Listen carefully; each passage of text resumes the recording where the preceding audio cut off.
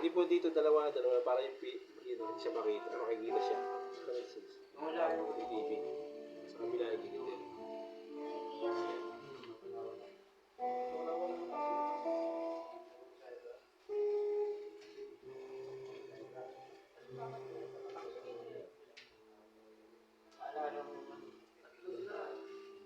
Praise the Lord, praise God.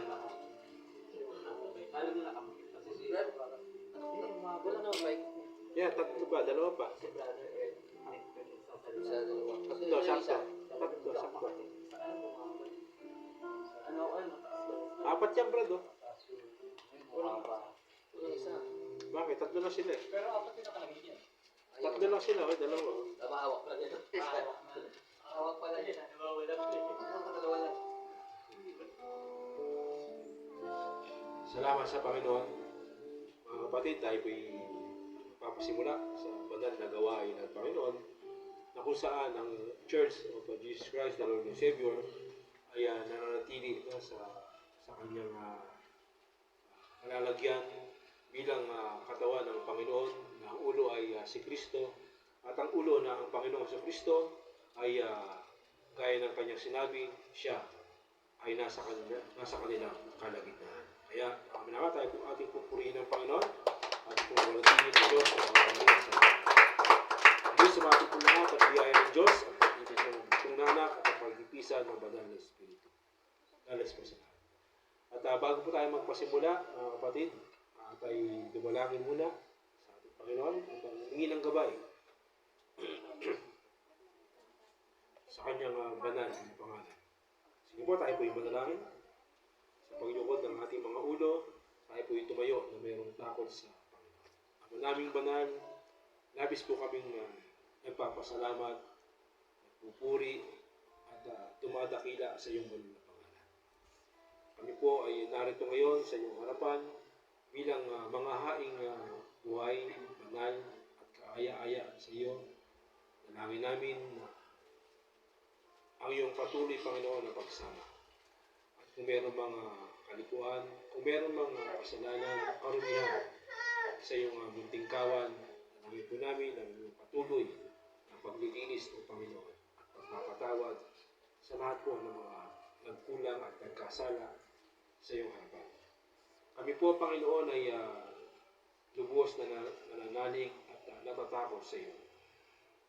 Sa pagsampalataya ay amin pong pinupuri ang iyong banal na pangalan.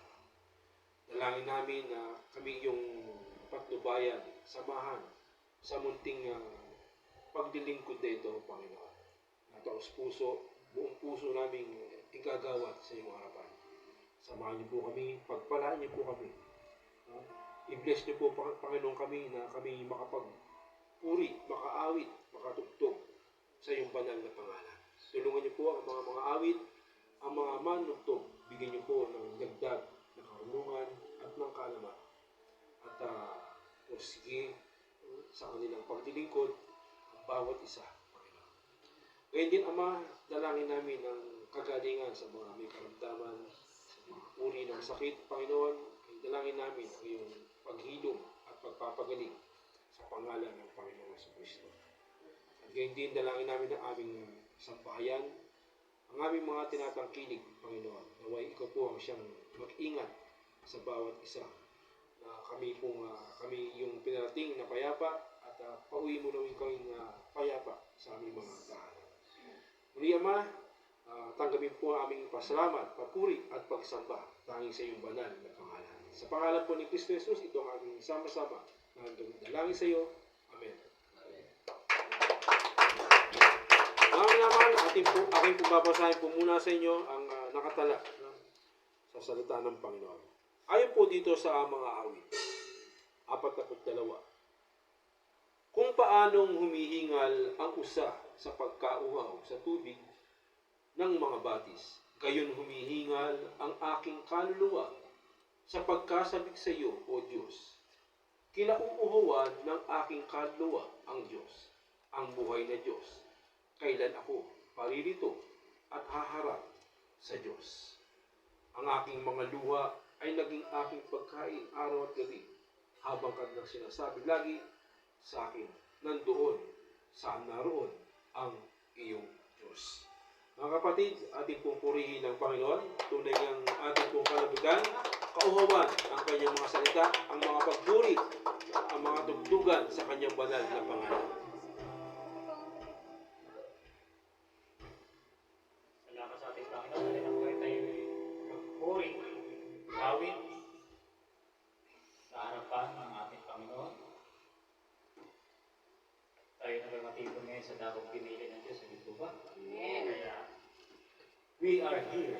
So, to praise you. Para makita yung monitor. Para yung monitor makita.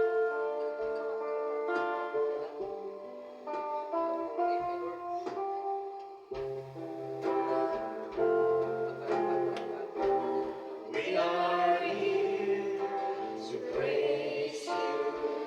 Yes, Lord. Lift our hands and sing. We are here to give you the best that we can bring.